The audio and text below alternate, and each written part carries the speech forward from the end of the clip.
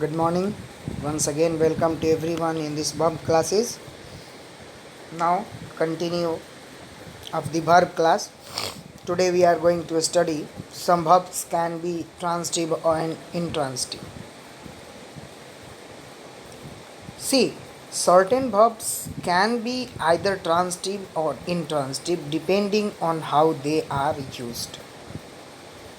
जैसे कि हम लोग प्रीवियस क्लास में पढ़े थे कि कुछ ऐसे क्रियाएं होती हैं जो सकारात्मक और अकर्मक होती हैं। कैसे? We ate pizza for dinner. जिस वाक्य में वर्ब हो उसके साथ अगर ऑब्जेक्ट लगा हुआ हो तो वो ट्रांसिटिव हो जाता है।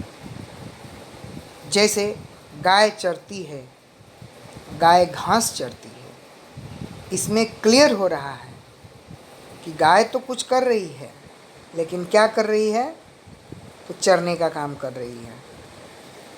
In this sentence ate is transitive because it is followed by a direct object. Where did we eat for dinner? Sorry, what did we eat for dinner? We ate pizza. We already ate.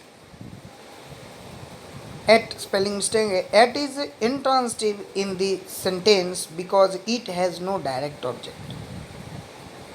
You may see from the previous classes we learned the action of this example, the condition entrained the audience. See what is happening. The present, in present tense we have read, we take a trip to Disney World every summer. They took a trip to Disney World last year. Noah will take a trip to Disney World once he save enough money. देखिए, पिछली बार जो मैंने आपको tenses के आधार पे क्रियाएं बताई थी, इस क्रिया को समझना है। Take, to, will take sentence के आधार पे चेंज हो रहा है कि नहीं? बाकी सब कुछ लिखने का स्टाइल अलग है, लेकिन हमारी क्रिया क्या है? सेम है। सॉरी, डिफरेंट है। See, present progressive, past progressive, future progressive, present perfect, past perfect, future perfect. देखा जाए, if you are passive, something is done to you.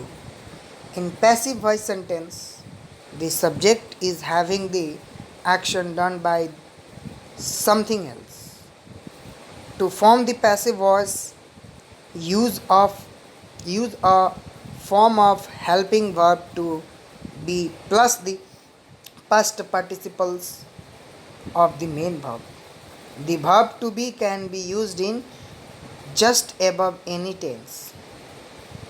The piano is played by the lady. The car was driven by driver. See here what is written. Choose active voice where you can. देखिए, active voice और passive voice दोनों वाक्य के style को change करते हैं। अर्थ तो लगभग एक ही रहता है ना, कहने का अर्थ अलग हो जाता है, उसकी क्रिया की अवस्था अलग हो जाती है।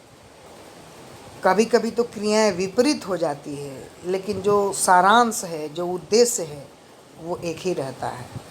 नहीं, सिंपल एग्जाम्पल है, मैं साइकिल से स्कूल गया, साइकिल के द्वारा मैं स्कूल गया, स्कूल में साइकिल के द्वारा गया। तो कहने का स्टाइल कितना अच्छा से हम उसको सजा सकते हैं, जिसमें मूड का भी यूज किया जाता है। Notice how your attention is of the action of the children. इस पे जो वाक्य होते हैं स्टूडेंट, इसको देखना, समझना, यूज़ करना, एक एक वाक्य को पढ़ना, ये बहुत ही इम्पॉर्टेंट होता है। तो आज की क्लास में इतना ही। नेक्स्ट हम लोग देखेंगे। Thank you, have a nice day in next class.